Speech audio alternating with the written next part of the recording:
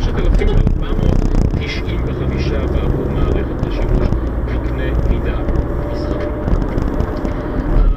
הסרטון שנמליץ עליו מציג את הכיוון הגיאוגרפי צוות במערכת האוניברסיטה האמריקנית קרנגי מלון, שמותקנות בכיפה הזאת יותר מ-500 מצלמות וידאו. המצלמות מסוגלות לתעד תנועות ברמת דיוק גבוהה מאוד, ולאחר עיבוד במחשב אפשר להפיק באמצעותן שחזור מתקדם של תנועה בתלת מימד.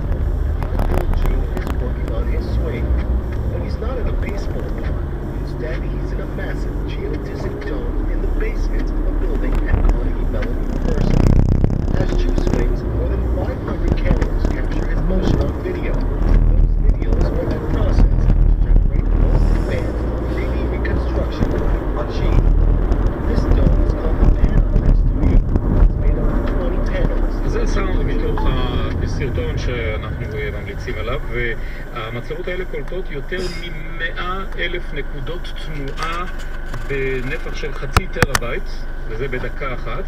לטכנולוגיה הזאת עשויים להיות שימושים בכמה תחומים, אחד מהם הוא תחום הספורט, לצורך ניתוח ותיקון של תנועות שעשויות